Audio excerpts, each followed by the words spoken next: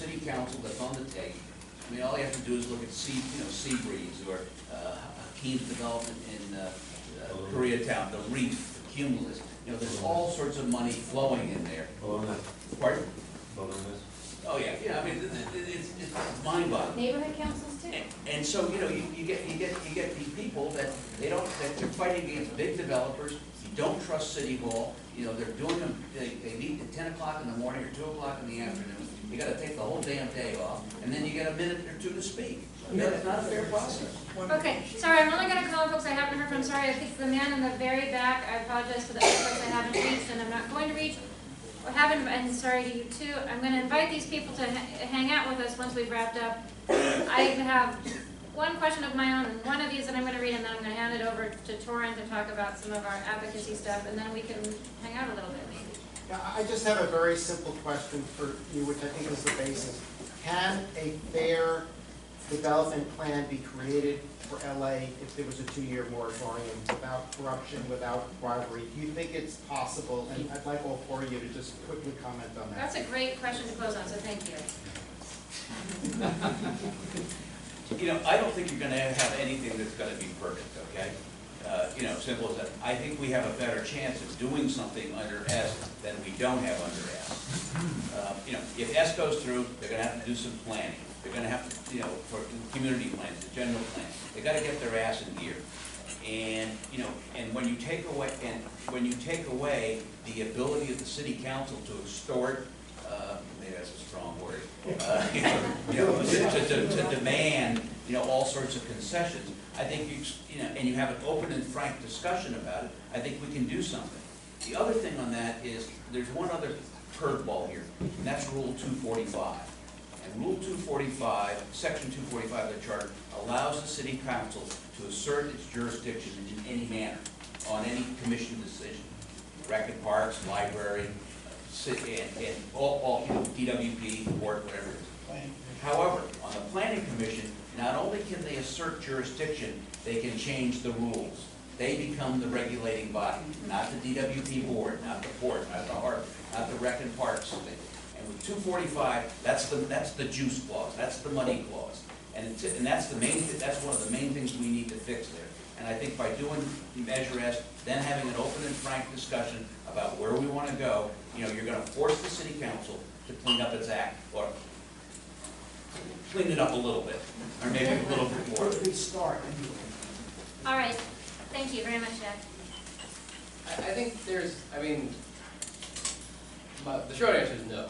Because I think there's a difference between, you know, getting the City Council to clean up its act, which is in itself a big ask, right? And that I think would take longer than 2 years under the best of circumstances. And getting like a series of totally revamped community plans. You know, that our experience in the past with community plans is that they take a long time. A lot of them, some go faster. And I think that, again, it's not just the cities. That there's a lot of resistance to updating community plans, especially in more prosperous areas of the city that are very strong and resist having more housing. And I think that's a big part of the reason why we have so much conflict over development in other parts of the city. And so one of my big concerns about Measure S is that there is this sort of, what seems to me a little bit of a roll of the dice, which is we're going to pass it, we're going to have 2 years, and then our hope is that somehow in those 2 years, we come together and solve all these problems. And that'll make it worth it to sort of slow up the housing process. But then the other thing I would add to it is just, again, this isn't just a 2-year measure, right? That afterwards there are still restrictions, right? And there's still all sorts of language that could be interpreted in all sorts of ways that have a lot of that could have a lot of unintended consequences. So it's not just can we do this in 2 years, it's what can we do in 2 years, and then after that, what does this big complicated measure that we're all going to vote on really mean in the long term? And I think that's just, it's a big risk. Yeah, the answer is no. You can't update the general plan and 35 community plans in 2 years. And as Mike said,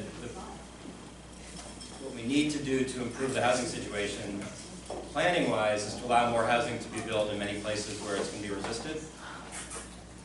And so it'll be actually, you know, it's a very difficult ask. and it'll take people accepting more change in their communities than they've been traditionally used to accepting. So, and in fact, in my mind, passing Measure S sends the opposite signal, that we shouldn't be changing things, right? So I would encourage, no vote on S, but then tackling that challenge. How do we have density in the right places? How do we have housing for all Angelenos, not just those who have the most money? Those are all big challenges, but this won't help. It was never thought that you could do everything in 2 years. Boy, wouldn't that be great? But a starting point is needed, and you don't want to have something that goes on too long. So it was like a timeout to get a good start. And I would say that it's very, I get very confused sometimes listening, because it's like Measure S is huge and it's complicated, it does too much. Measure S doesn't do enough. Measure S is not complicated or has enough in it. You try to hit a middle ground. So I guess it must be a middle ground, because people on either side. It's a beginning. It's one piece of the picture. Two of the most important things in this are all the incentives to community participation and the EIRs not being in the hands only of the developers. And stopping, it'll stop some development. It'll stop about 4 or 5%. I don't think that's catastrophic. And if the threat of Measure S has helped, because previous to this, the City Council, in secret, had passed an amendment had passed something buried in a big thing about money and other things, that said they didn't have to update the general plan ever. And unless, ever. And that's in the record. So if the threat of Measure S has at least gotten people to talk about things, then maybe we should try Measure S, because Measure S is not a vote for things to be the same. How can it both be too much of a change and be a vote for things to be the same? I think not. I'm a little puzzled. I think not voting for Measure S is to say, okay, we go ahead with it exactly like it is, except there's no threat of Measure S. So nobody's incentivized to do anything. And the City Council has told us that, because they came out and they said, oh, we're going to vote against taking developer money. Remember that? Made a big headline. They haven't voted on it yet. They're still taking the developer money. What were some of the measure? They were going to stop The EIR part. The EIR part. We're going to do that. They haven't done it. All they've done is make headlines about what they say they'll do, that the minute, if Measure S loses, all of that will just go away, because with the threat of Measure S, they have not even voted on it. So the things that you may think they've done, they haven't done. Look it up. So I say, if you want things to go on as they are, then don't vote for Measure S. But if you want a change that gives us a shot, that gives us a chance to participate, a chance to have a voice in things, then vote for Measure S. And vote for planning. I would say, the sustainability. I kept seeing that word, sustainability, and I thought, is there sustainability without planning? I don't think so. Okay. Thank you. So, sorry, we're not taking any more questions. I'm going to read this question, which is a yes or no answer, which is great. And then I'm going to ask my own question, which is about sustainability. Thank you. And then I'm going to hand it over to, and then I'm going to ask you guys if anybody has changed your minds. And then I'm going to ask Brian to step up and say a few words and close this out. Okay, this question is it's kind of fun. Is LA planning utilizing probability-based decision-making, utilizing geospatial 3D computer presentation? Is there any cooperation with the academic sector, USC, UCLA, LA Trade Tech? I think this is for Mike and Mark. Mark and Mike.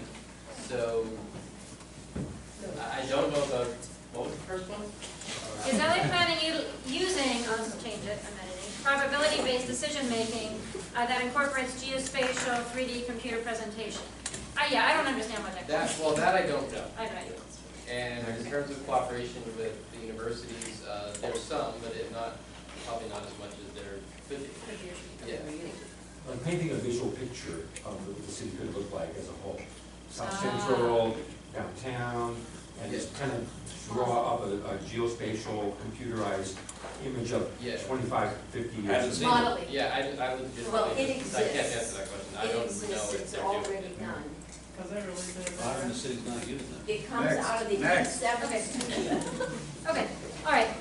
So we are the Sustainability Alliance, and I think I know more than I did a couple hours ago, so I kind of know what your answer might be, but I think Measure S or issues connected to it certainly have implications for carbon, for green space. I've heard the Pro-Measure S folks use green spaces, open spaces as an argument on their side. Certainly, I think connected to transit and parking. The No on S folks could use the environment on their side. So anything connected to, I don't know, urban heat island, sprawl, green space, trees, all that stuff. If you have anything you want to say connected to that, I'd love to hear it. Jeff?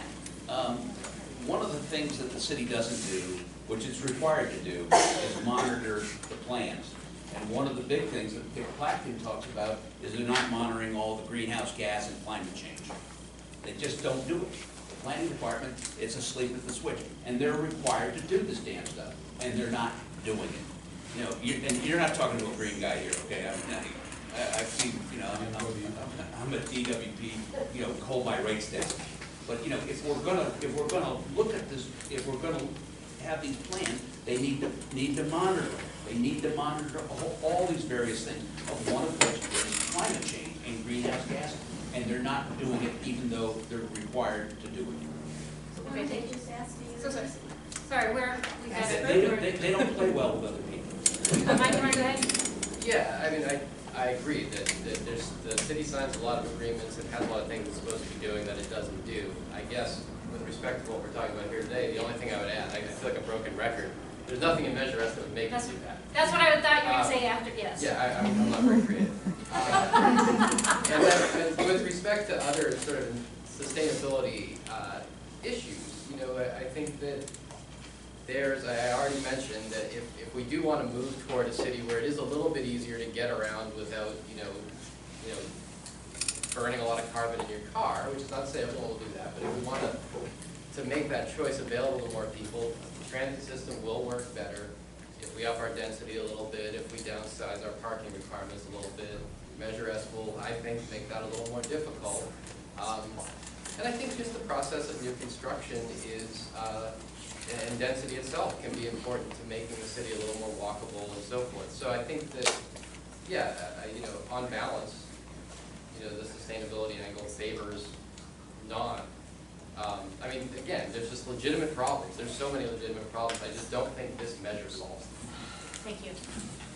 I would go a little bit farther, and I've worked on sustainability for a long time, and I would say that, it would put up yet another barrier to trying to evolve a city that's slightly more sustainable.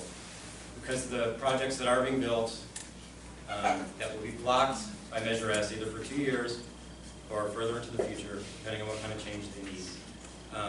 They do tend to be closer to transit than the average existing home. They do tend to be built under more modern, green standards, energy standards. They do tend to be multifamily, which in their nature you use less water and energy than the existing housing stock in the city. And some of the changes that we need as a city to become a really sustainable place, to be off of fossil fuels, and to have all our water gathered locally rather than imported.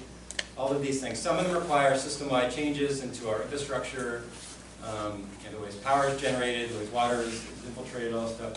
But some of them do happen at the building level when you're creating a new site and things are happening there. And so again, to stop a lot of that from happening, it's just like, it's like, we're good enough, right? And unfortunately, our older buildings are actually less efficient. They are, they were built in the previous era. So I do feel like we want to be moving forward.